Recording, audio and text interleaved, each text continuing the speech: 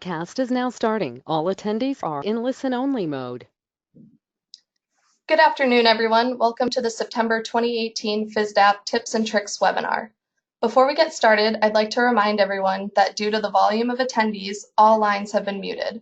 If you have any questions throughout the webinar, please send them through the chat and we will do our best to address them during the webinar. At this time, I would also like to introduce a new member of the Fisdap team, Shivani Manjal. Shivani, would you like to make a quick introduction? Sure, thanks, Haley. Hello, everyone. First of all, I'm absolutely delighted to be here and feel privileged to be part of this Fisdap family. I've been in the software industry for 13 plus years and have spent the last 6 to 7 years on the healthcare IT side. And I'm really looking forward to getting to know each one of you and working closely with you. So with that, I'm going to pass it back to Haley to take us to the webinar. Thank you, Shivani, and welcome aboard. Today's Fisdap Tips and Tricks topic is Appendix G updates. Our host is David Page, director of the UCLA Pre-Hospital Care Research Forum. Not only is Dave one of the co-creators of Fisdap, but he currently teaches at an accredited program that is tracking Appendix G reporting and is an active contributor to Fisdap. So without further ado, Dave, take it away. Thanks, Haley. Welcome, Shivani. And welcome to everybody who's on the line. I can see your names, most of them, although there's now too many actually to keep track of. So super cool that we've got such a great participation. And as always, I want to keep it light. Please use the chat area to send questions and keep me straight. If you think I said something that was wrong, I can see that we have COA board members and site visitors, and it's great to see friendly faces. So plenty of experts on the line who can help clarify things and make sure that I'm keep me honest, I guess, is what I'd love for you to do. And this is part of a series, as you know. So these webinars were intended to help kind of the insider tips and tricks kind of story. So we've created an archive of these. Actually, Haley created the archive, so it's not, I shouldn't take credit for this. And I created a quick bit.ly link for people to be able to easily find this, as well as a QR code that will take you there. So easy way to remember these webinars. I particularly think that's important because we had done a Fisdap Appendix G webinar earlier and spent a lot of time discussing how Fisdap in its regular current form is used to track Appendix G by many programs across the country. So I think it's probably key that people tune into that one as sort of like step one.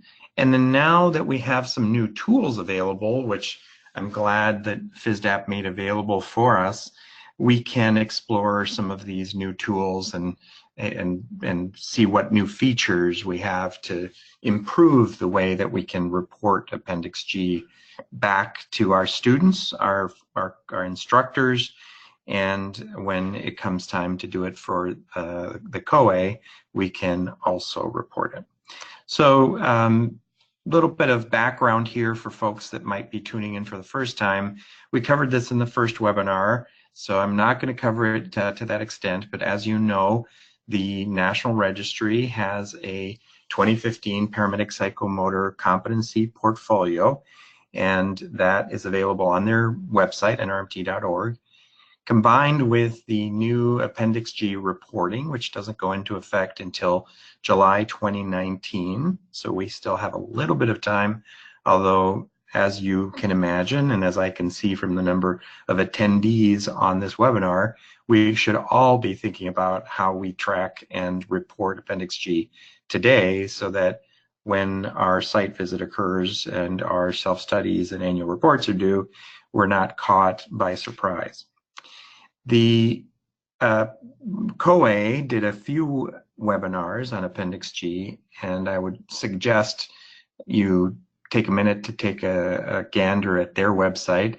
It's a wonderful website with a lot of different helpful resources, including the webinar that occurred on May 17th with Gordy Cox, and I've provided a link underneath so that if you want to go directly to it, you can. It's a time of change. I think there's always CAHEP standards that we meet and or exceed, and it's always important to understand how the interpretation of the committee meets those, in order for us to meet those standards, the interpretations become very clear or key. So using those documents and in consultation with the COA board, we tried to keep kind of the information on this webinar very, very simplistic, but also very useful. The bottom line, as Dan Hagen in the Fisdap office likes to remind us inappropriately, is sort of trying to keep track of what it is that us EMS people are trying to do. I do love the Fisdap office. They're just an amazing, dedicated group of people who spend a lot of time trying to figure out, well, hey Dave, what does a COA mean when they say this? And what does the registry mean when they say that? So it's fun to actually hear the words coming from a person who's not in the EMS field, kind of thing. But it boils down to this simple thing, as Dan puts it. It's setting goals, recording what's being done, and then showing results. So we're going to kind of keep to that theme as we continue through the concept of the portfolio. As you know, we had a bit of, I guess, difficulty with the portfolio, in that sequencing in this portfolio had been previously thought of as do this first, do the skills first, then after you've done the skills, you're going to do scenarios, and then after you do scenarios, you do simulation, and after that, you do hospital. But in fact, people kept doing individual skills, and we have to really break that tradition. We spent a lot of time on the previous webinar talking about how we scaffold, and as soon as somebody learns a new skill in isolation, they incorporate it into more simplistic scenarios, eventually reaching more complex scenarios that are all in a, if you will, formative state, and hospital and clinical field experiences. We also spent some time, which I really want you to look at, talking about how Fisdap tracks individual quick add skills in lab, and how it's different that how differently we deal with scenarios. That caused us to be in a kind of a state of confusion, if you will, and we had to refocus that to say we track patients across the board, and that is different than just skills. So we need to be thinking, how do we, when we add information into Fisdap, is it just a dangling skill out there because it gets reported differently in different places, or we're adding patients? And I encouraged everybody to be adding patients, and every time somebody adds a new skill, it's a new skill in a toolbox, but you keep doing them as part of scenarios. The field and hospital experience doesn't often happen in sequence. It happens together, and so calling it a field experience is very important, because the internship, it's a capstone final event, but students can be on ambulances before they reach that capstone event. They can practice skills, practice even the skill of team leadership, but when they get to that capstone moment, that's when they're really needing to be fully in charge. So these concentric circles overlap because there are times that clinical, field, and laboratory could be occurring at the same time. And in Fisdap, these are just different shifts, if you will. We, in Appendix G, have a step-by-step kind of approach to keeping this particular new feature straight. And so I want to walk you through where to find that. You're going to go to account settings, and you can feel free to follow along if you're actually logged in. And as you, and I love the Fisdap robot, and so thank you, Haley, for that. I like using the little guy. So under Fisdap ease, this is in the program info area under account settings. So if you go to your account settings, these tabs should look familiar to you.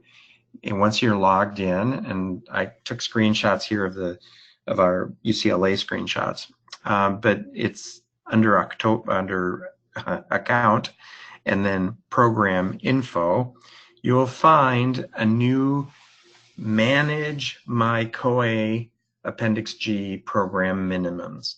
It's right under skills tracker scheduler and then manage those minimums. So that's a new feature. It's a new thing. It's a cool new addition. And thank you to Dan and the team that put this together. That's a very useful little tool. I'm going to take you to table 2 in this particular Appendix G document, because it's an interesting, you can see where the program, there's a COA recommended minimum, again, minimum, and that is different than the program required minimum. You're going to set that with in consultation with your committee, with your advisory committee, and with your medical director. Everybody agrees, and then you set the minimum. So that's important, and the individual skills need to be performed before, in some cases, we go to a scenario. The individual skills should be performed, but for sure, they should be performed before we go to the field and touch real patients. That's a really important piece. We did reach maximum attendance at this particular webinar, so that's really fun, and I'm glad that we've reached that. So super cool. We had a lot of people interested. As you can see, we have each one of these individual skills may or may not have a Fisdap skill sheet attached to them. So that's an important distinction, and we're going to walk through that a little bit. This is a screen you're going to see under the Appendix G program minimums. And the first thing that it allows you to do, which is, again, kind of super cool, is if you happen to have downloaded the Excel spreadsheet from the COA and you would like to not have to retype the numbers, you can simply add the spreadsheet and all the numbers that are in it by uploading the COA spreadsheet. So that's a super cool ninja fun trick to not have to retype every one of the goal sets that you might have already typed in if you've sent this into the COA. But the reverse is also true. Once you type this out, you can simply download it into an Excel file and submit it to the COA that way. So this was an attempt at making life a little bit easier and not needing to necessarily come up with, have to retype all the numbers that are in Fisdap when it comes time for annual reports and site visits and needing to report all of these things. So the next thing is that you'll see in the Fisdap version of this, which I think, again, Dan has done an amazing job, and the entire development team, you can, when you type a number that does not meet the COA minimums, the cell will remain red. So that sort of right away informs you, whoops, we better actually add numbers that are that not only meet minimums but exceed minimums. And if you exceed the minimums, then it turns green. So personally, I would love it if all of our numbers exceeded and everything turned green. That's super cool. But as we all know, that sometimes is not necessarily possible. So important to kind of say, we'll do our best, but setting your minimum should be realistic. If somebody can't really see that many patients, or you can't get contact with that many patients, setting up a student to do more than they can do is not a great idea. So setting them realistically is something that we've been very worried about in terms of a community, and Fisdap is critical. That's why we started Fisdap, is to set realistic goals and track what really matters. When you run some reports in Fisdap, you will be able to say, okay, this is historically the kinds of contacts that these classes have had, and then check with your medical director and your advisory committee and set realistic goals. So the interactivity in the new Appendix G features is really, really fun and really, really cool. It's going to fix a few problems that we've had where we've been worried about exactly what skill sheet do we fill out in order to get credit for what it is that we're doing. So a student in the lab previously had to, out of the list of available skill sheets or lab practice items, if you will, and I want to just remind everybody to think about evaluations as a separate file cabinet. So when we fill out those long evaluations, or even the quick add evaluations that don't have a lot of detail, they're still, the system considers them an evaluation. They go into one file cabinet. Here, these lab practice items go into this filing cabinet, and this is a very important distinction about the individual skill versus the skills performed during a scenario. And in this case, you can select the exact skill, the lab practice item. Here I go again, making things more complicated than they should be. So you can select which one of these is the one that will be keyed off of in order for them to enter the event as a lab practice item in the lab, and for it to show up in the Appendix G spreadsheet. There are many, Fisdap is a very powerful tool, and as you can imagine, we just keep adding more and more wonderful features that, you know, are a bit like a brain tumor. It just deploys, and it goes so many different directions, and it's so powerful, sometimes we ourselves don't even know all the different features that are in there.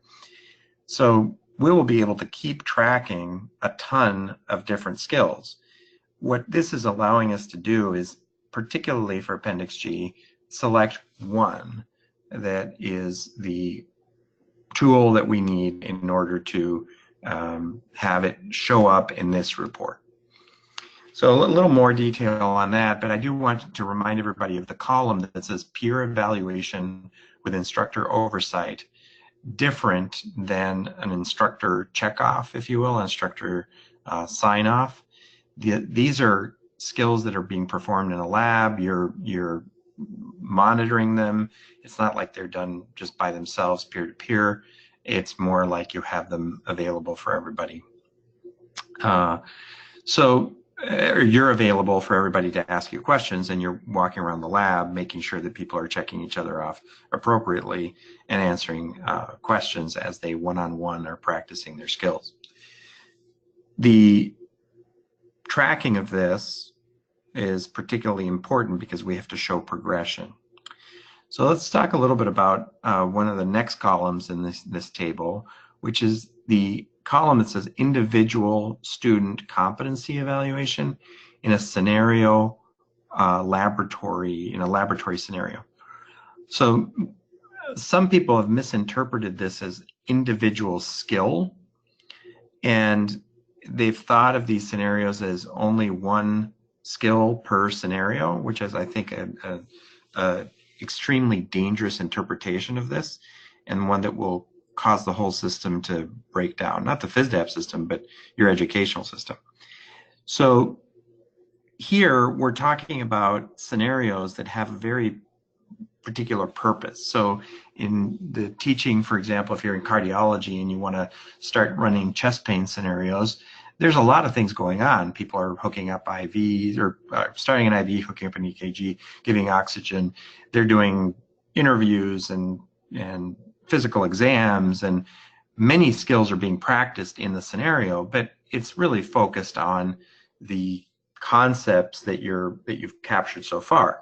And the chest pain case is excellent because the patient may or may not be having acute coronary syndrome, so that this may not actually be chest pain related to a cardiac complaint.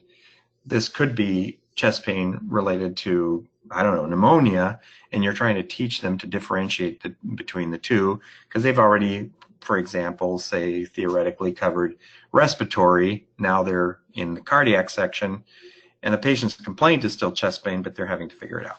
So it's not a comprehensive summative type of exam scenario, but it is definitely a scenario in which multiple things are occurring, and a patient can be having difficulty breathing, and it turns into, okay, it's difficulty breathing, but it's actually cardiac, not respiratory. So this is why we want to just practice the way we actually work in the field. And you know the Vince Lombardi, perfect practice makes for permanence, perfect practice makes for perfect performance. So you really want to mirror what's happening in the field, and if patients complain of difficulty breathing but have a cardiac problem, we want to mirror that and in the lab as well as prepare them for the field. Okay, so when you're in the lab shift, and I'll reiterate that in lab shifts, students can enter patients. This is the place to keep track of scenarios. Do not enter individual skills as a scenario because they're all just little dangling skill performances, you know, a splint, an IV. They're not tied to a patient. And all of the goals reports that are already in Fisdap will break. They won't actually show you what you've been doing if you happen to just enter everything as a lab practice item. The lab practice items are really meant for very, very initial, only the skill that's being performed in isolation. There's a new super cool feature in the patient entry in lab, and you can see it here on the screen. It shows you a formative skill scenario versus a summative skill scenario. Now this is key because a lot, and we have to explain it because a lot of people don't really understand the difference between a formative scenario and a summative scenario. So I'll go back to that same analogy I just made about chest pain. The chest pain patient or the respiratory difficulty complaint, if you will, these are very pointed scenarios that we're going to use at parts of our program that don't have to do with, they're not comprehensive, meaning when you think of a final exam scenario, you might have a diabetic that crashed their car that's complaining of chest pain and has an altered mental status. So these are greatly needed scenarios. They mirror real life, but it's more of a final exam because now your diabetic could be having an altered mental status because of a low blood sugar, or they could be having an altered mental status because they crashed their car, or they're having chest pain because they had a cardiac event, because they have a lot of comorbidities, because they're diabetic. So that's more of a comprehensive final scenario, whereas the simple, I'm having trouble breathing and I have a STEMI, or I'm having trouble breathing and I have an asthma attack, those are more formative skills scenarios. The reason we labeled these this way is because it can get very confusing when you see the words on the spreadsheet, individual skill practice. And I wish those words were not on that spreadsheet, but they are, so we can't change that. That's coming direct from COE. Maybe we can advocate for a different language because it gets very confusing if we think of individual skills as sort of those lab practice items, that single skill in isolation, and a formative scenario in which multiple skills are being done. So we're clarifying that here so that the student can say, I'm still in progress. This is a scenario that isn't quite a final scenario. Again, this is the second column, and important to distinguish between those individual student competencies or skills and then these scenarios that start to build, and eventually lead to more final comprehensive scenarios that are evaluated at the end. I was just at the NAMSE conference. It was a symposium. Great to see everybody there, by the way. If you were there, great to see you. And Gordy did a nice job of summarizing some of the COA tables. And a couple of people in the audience, I think it was Jeff Anderson, great job asking really good questions. They asked, are these columns adding up? And the answer is no. A lot of people look left to right and they think, oh, we're just going to add up all these columns. Keep in mind, these are not rows that represent students. These are just counts of all of your students. So these are great reporting tools for the COA, but they don't really give you a good detail of what your student has performed or what each student has performed. That's why we still have the great graduation goals reports that we have elsewhere in Fisdap. This is kind of an overall total count and shows you how programmatically you're meeting or not meeting the goals that your program has set. That's why the COA is looking at it as a general report. The cool thing is that students are going to be able to run this report just on themselves. So they'll be able to say, okay, have I met my Appendix G? And per student be able to say, this is actually, I've met it. You will also, as an instructor, be able to go to reports and run this report on a single student or on groups of students. What it doesn't give you is who exactly isn't meeting minimums. So you have to go student by student if you want to see a very detailed view of what it is that each student is missing. I hope that's helpful, and I again want to reiterate, please feel free to ask questions and make comments. And I do see that we have a couple here. Thanks, Jen, for keeping me on track. There's one from Dan that says, can the new Appendix G be run for previous graduating cohorts so that baseline numbers can be established? Absolutely. Essential and important that you do that. Actually, I should have said that upside down. It's important and essential that you do that because you're going to set some new minimums and you want to know what they've done. There is a caveat, though. There's a couple of categories in here that don't quite match.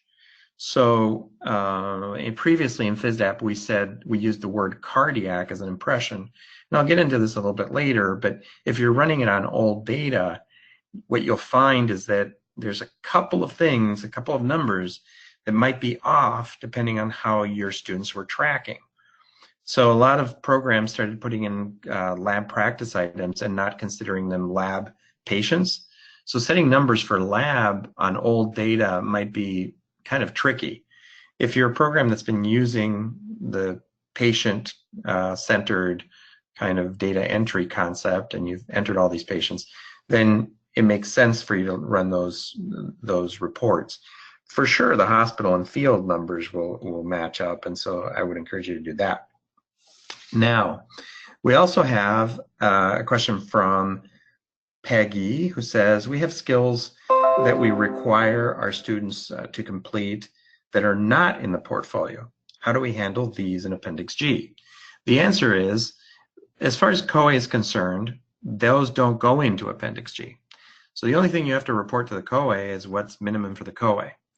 Luckily, I agree with you, Peggy, and luckily we should require more than the COA is wanting. So I think the COA is very concerned about making sure minimums are set, and that's great. But I would go into your goals reports and also your individual comprehensive skills report in order to make sure that your program is setting realistic goals and has other skills. I don't care if it's, basket weaving, nasotracheal intubation, ultrasound, I don't know what you're going to require, but that can be set as individual eval sheets in one case, and you can have an eval sheet on anything in Fisdap. So that's where you would be able to create an evaluation form and require it of your students, and they would enter it in every shift. Or you could go in and have requirements that Fisdap tracks in general, because it doesn't necessarily keep track of basket weaving under graduation goals, but let's just say you want to track abdominal pain. That is tracked, and you set that in your goals area, your graduation goals area. So this report is really just for what the COA wanted, so you can spit it out, hand it in, and then you're compliant with that particular Appendix G requirement. A question, excuse me, a question from Steve. Our program is piloting Appendix G with our current cohort. Cool. Previously in Fisdap, when setting a program requirement and or peer-to-peer requirement, but not an either or function. Ooh, I'm not sure I am understanding. Previously in Fisdap, when setting a program requirement or peer-to-peer requirement, but not an either or function.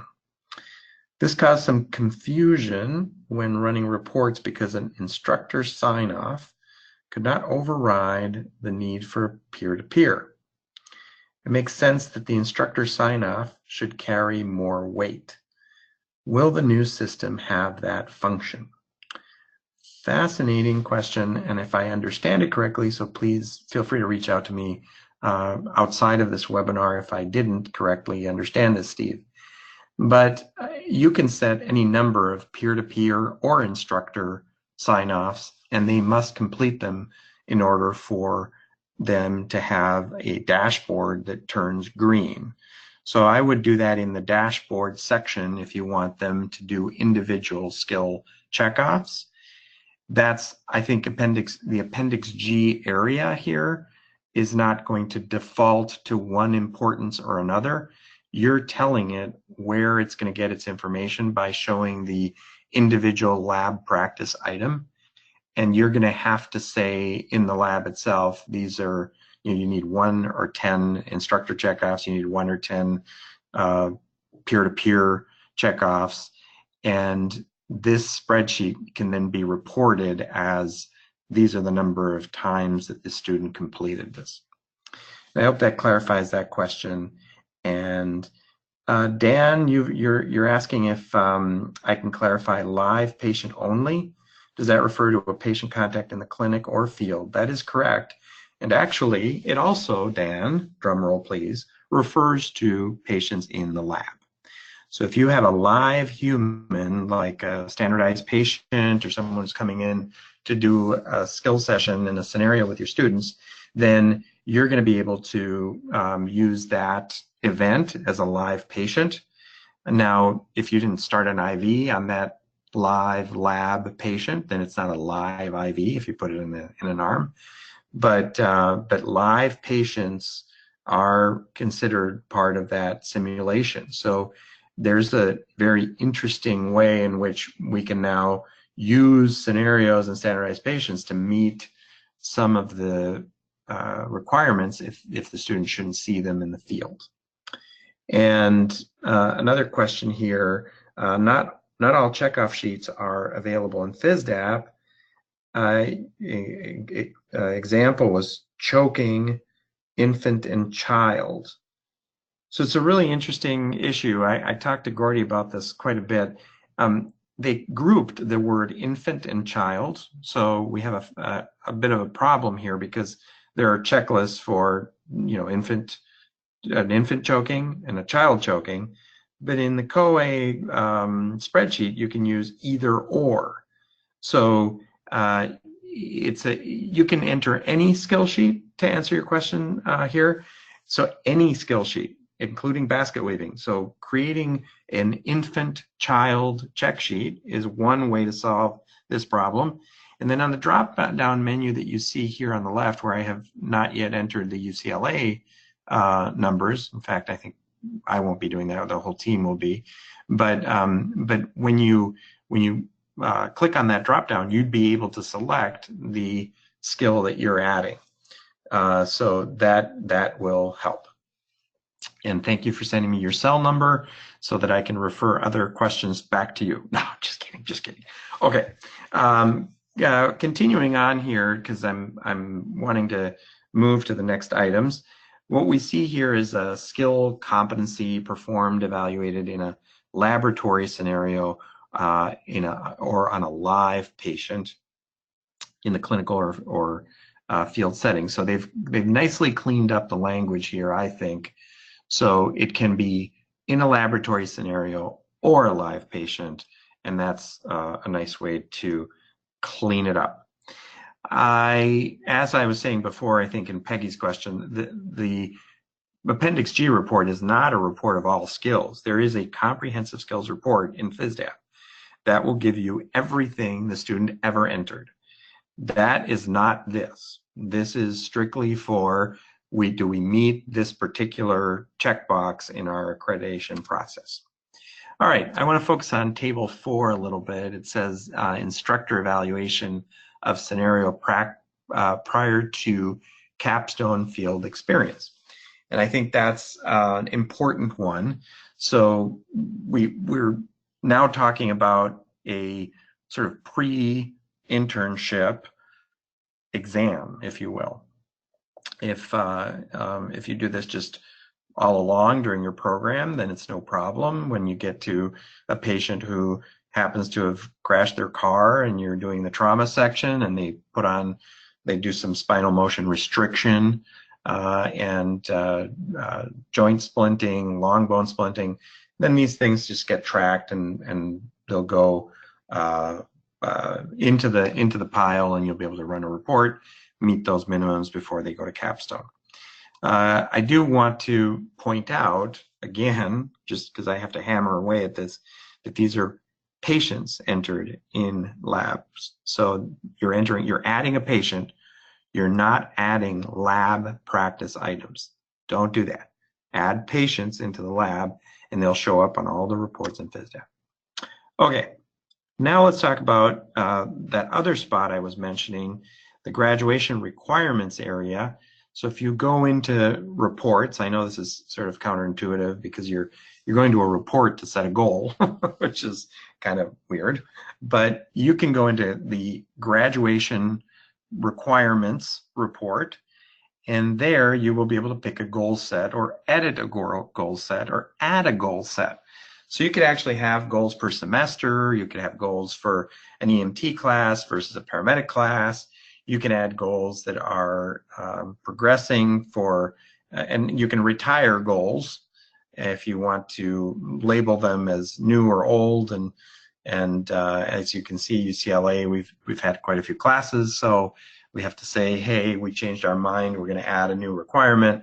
So adding them as a date from this date to this date, this was a goal set, will help you when you do your accreditation process.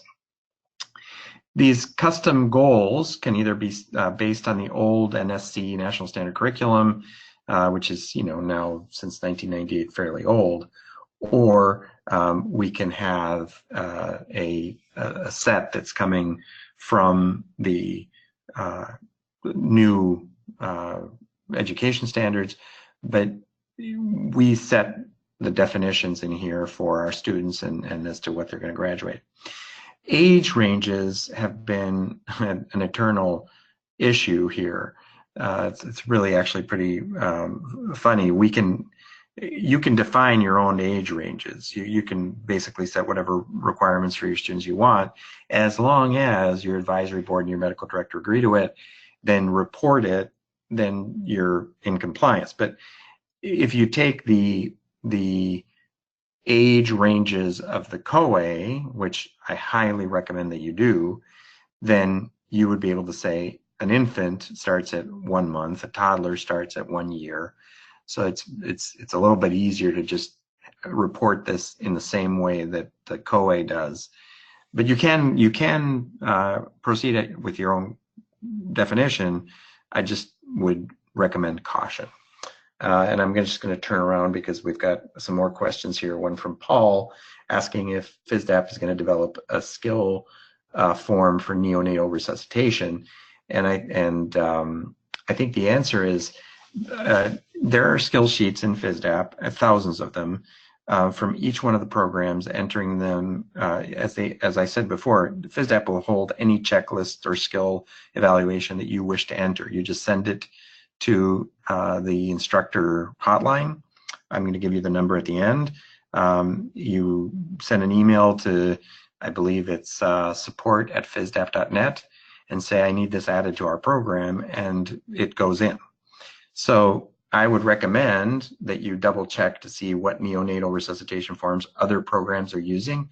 But if you don't have one active in yours, chances are that anything that was NRP or AHA, PALS has been entered by a program, and you can just use the one that they entered, or you can enter one yourself that's a new one that has your, whatever you want to evaluate on that.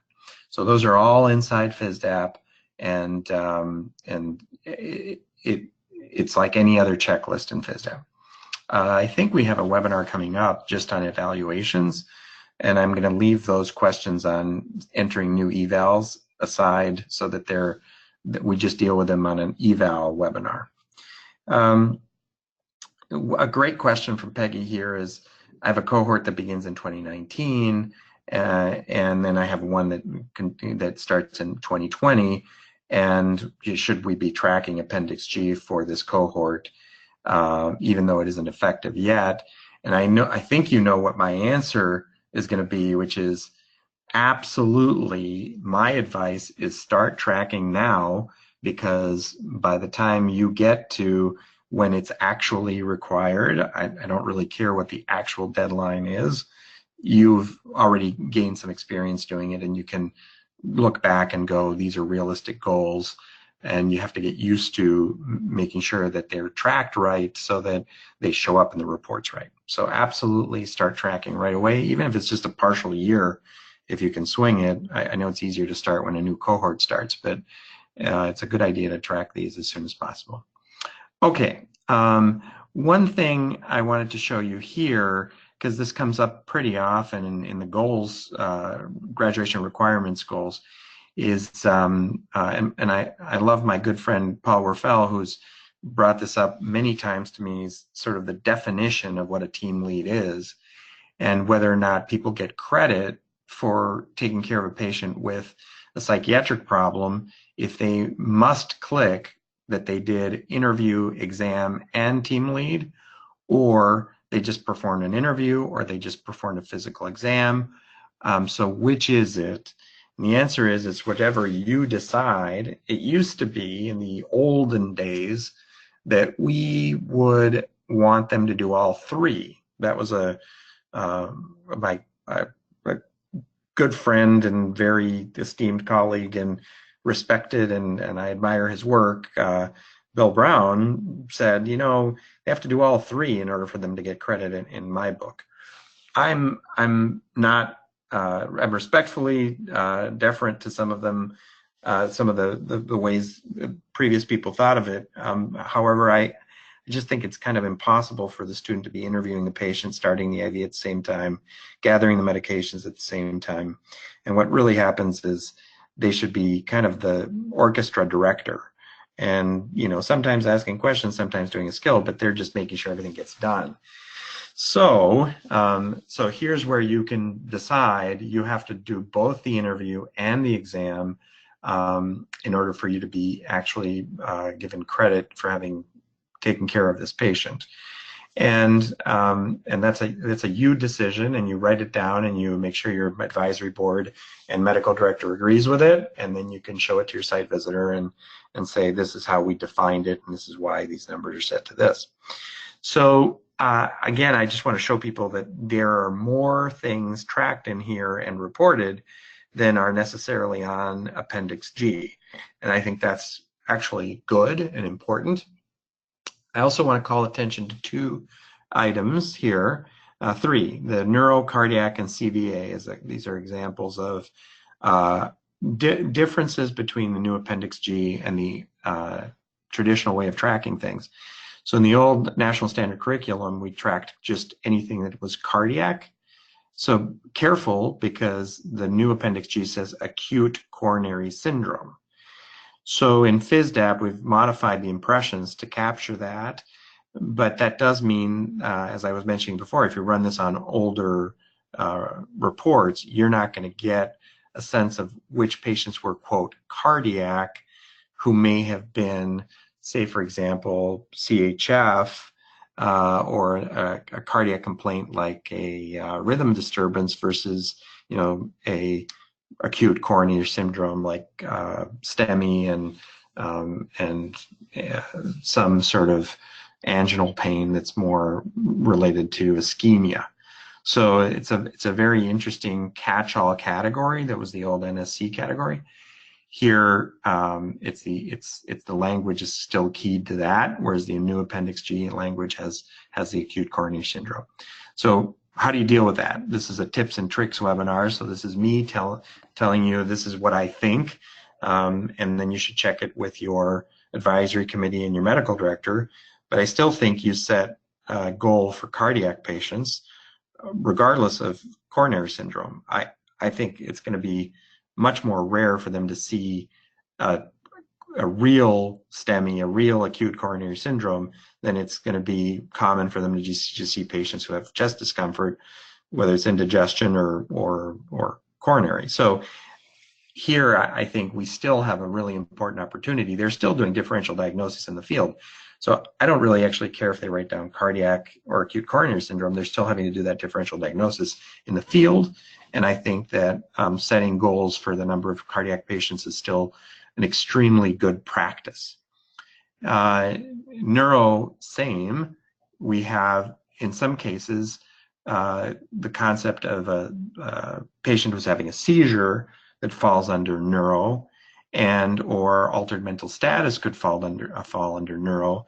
So super important to really understand what these are actually reporting, so your students aren't confused when they hit something and it doesn't show up.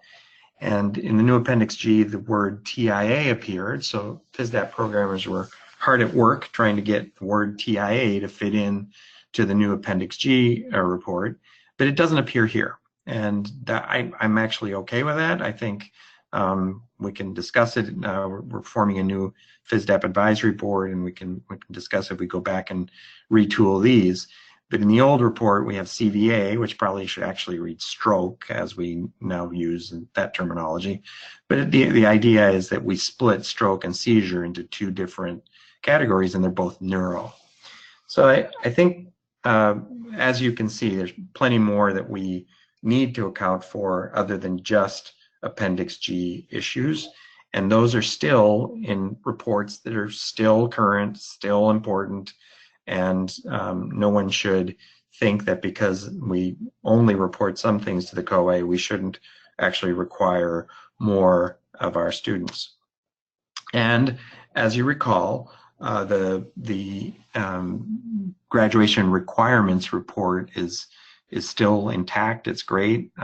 This is an example of a report I ran on a group from UCLA, and as you can see, you can immediately tell a student, which are blacked out or blanked out, blued out, for this particular purpose, but no FERPA violations here. The thing is that you can see immediately one student has not reached the goal, and that's a student who wasn't allowed to graduate. If I'm a site visitor and I'm doing a site and I'm asking to see if you've graduated students who met those requirements, this is a much more detailed example of, yep, they met these goals or not. And as I said, these are very, quote, traditional. You can call them old if you want to call me a dinosaur too. I'm okay with that. So these are, the traditional national standard curriculum goal sets, and they're not obsolete, but they are definitely separate and different from the Appendix G report that I was showing you with new features. So important to set goals that are, the computer is not going to do this for you. You have to do it. You have to go and match up and say, we require overall 20 cardiac patients, but we'll only require you to see 2 of those as acute coronary syndrome. And both can coexist. You can make sure that the students run their graduation requirements and the Appendix G, and that all lights are green before they graduate, so that they've met all of the requirements for not only accreditation, but graduation. And Juliet has a question. When does the Fisdap update roll out? It is actually live now. So Juliet, if you go to your settings now, you'll be able to see the things that I'm showing you. The students will be able to see their goals immediately, whether they're actually trying to meet Appendix G or not, or you've changed your syllabi, because remember your administrative policies are outside of the Fisdap realm. You're going to want to have this in writing in a piece of paper and make sure that they receive it and sign it and say, yeah, we were told what our goals were. So, you will be in compliance with Appendix G as soon as you set goals and the students meet them. Okay, feature, again, tips and tricks here, but I just wanted to point out that once you stop using a report, you can actually hide reports. You can say, this is no longer active. I don't want them to see the airway management report. I particularly love the ALS runs report. I think that's the coolest of them all, because it kind of gives you a unit hour utilization for your students, the number of hours spent for the number of patients seen. That's just a little extra sideline insert. But if you notice here, we've got COA old, COA new. So now we're in a transition period, and Juliet's question is perfect.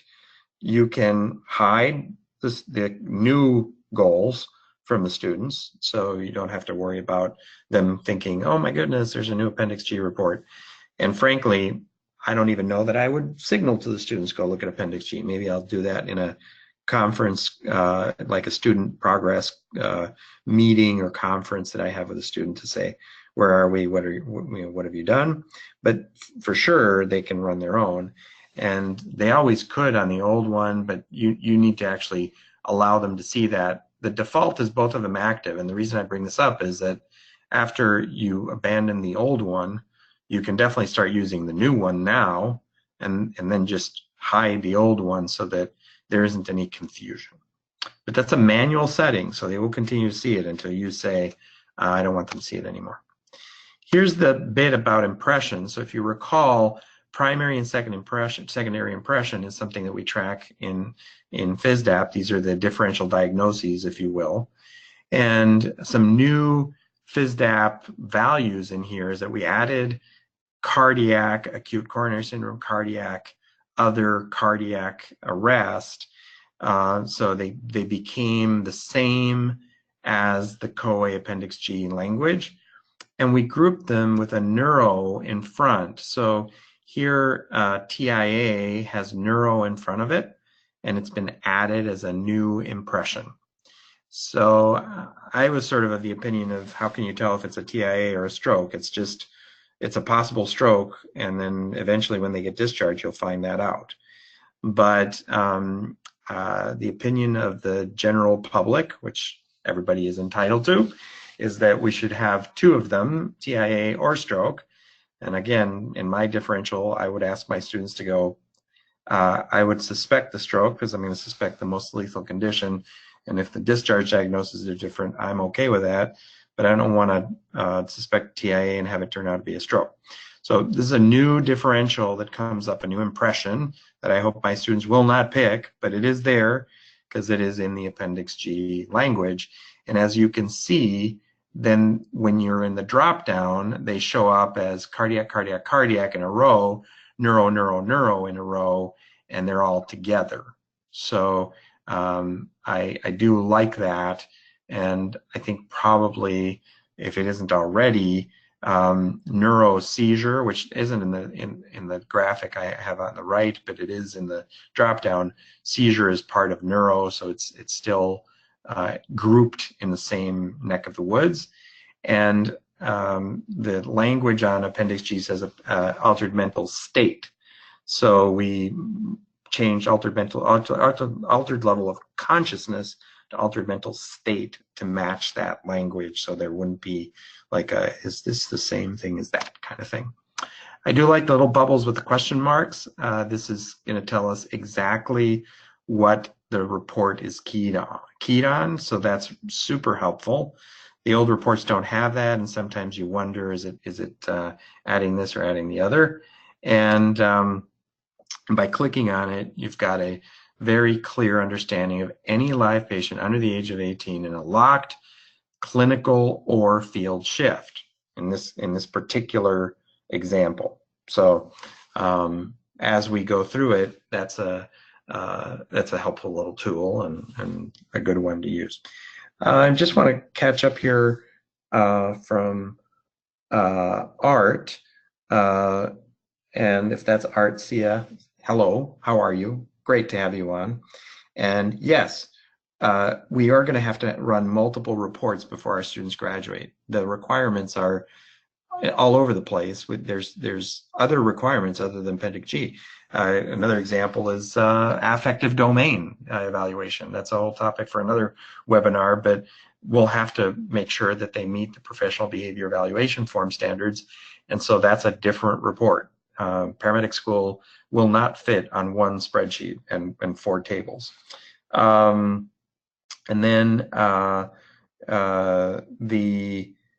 another lab question about mannequins, and it sounds like the question is, am I doing double work if I have the students enter, have them do skills on a mannequin, and then they have to do it again on a live human? And the answer is they each have their purpose, right? So we know that they should practice on plastic, and then when they treat humans, they'll be doing much better on the humans, but they should do some pretend humans before they do, patients that are really sick. So each one has, I think, its function. A quick uh-oh that I really hope you don't use. So what do I mean? The Fisdap developers always want to meet the needs of the customers, and so the Fisdap community, the family of Fisdap users, often makes requests for things. If I were, in charge, I would have said, no, forget it, don't do this. But I'm not. So Fisdap has gone above and beyond to meet your needs and meet the needs of the community. And people wanted to be able to add individual skills not tied to a particular patient in the field. Why they would want to do this is beyond me, because every time you go on an ambulance call, there is a human there. It's a patient. They have an age, and tracking what their complaint was will give them credit that they need in order to graduate. But some programs apparently want to just go on some calls and just put in the IV, which really seems dumb to me, because they, forgive me, but they just won't get credit for all the other things they saw, which means that they'll get to the end of the program and they'll say, oh no, I have to see a patient with, trauma, and then they'll come screaming to us saying, I saw that patient, it was in the field. Well, but you only entered the splint, you didn't tell me the age or the complaint of the patient. So I really would encourage you not to use this. Do not use this. It's a feature you can turn on now in the settings, and you can add quick add skills to field. I can barely see the utility in the hospital where maybe somebody pulls you into a room, you start an IV, okay, fine. You didn't even look at the patient's age, but I really don't see it in the field. So please do not use it. Do not turn it on. That check mark is not going to be on anytime soon if I have anything to say with it at UCLA. Okay, scenarios. Just as we finish, another uh-oh. Some people have thought that scenarios were, single thing, one topic alone, and they got, I think, bamboozled by these categories that are in an eval. Remember that Fisdap evals are like, its own little file cabinet. This is not entering a patient. This is some other little quirky, little odd, hidden little part of Fisdap, and I really, really, really encourage you not to use it. Don't use it. Don't use it. Don't use it. So just enter a patient. enter a patient because they have multiple complaints, multiple impressions, and that counts. That counts in Fisdap, every one of those, or sorry, for the COA. So I would say a patient that fell down, went boom, has neck pain, has knee pain, that's a patient that is you have the age of the patient, the impressions, you are cutting your student short. And go back to the webinar we did back in June, because we talked about pit crew style scenarios where we have students that are tracking and adding patients while the instructor is watching and another student is facilitating the scenario. So it's like a pit crew. We have everybody doing something and it's going super fast, super cool. Once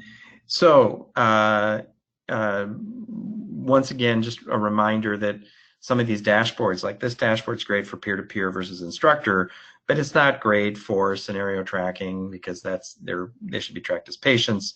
So just keep that in mind, that there are different spots in Fisdap where you want to reach green bars 100%. You've achieved what you're looking for. I want to wrap this webinar up pretty quick because we promised we'd be in an hour, so we're almost to the end. You're at the site visit, somebody comes breathing down your neck and says, show me Appendix G, show me, show me. Well, thank goodness the Fisdap robot has just saved your life, saved your bacon, as we used to say, or it's the Alka-Seltzer, you know, plop, plop Fisdap. But the idea is you go in, you go to reports, you print the Appendix G report, you download the Excel spreadsheet, and you can send that in. So easy peasy. There's a documentation, Word document that Dan and the team have worked on to explain how to get that.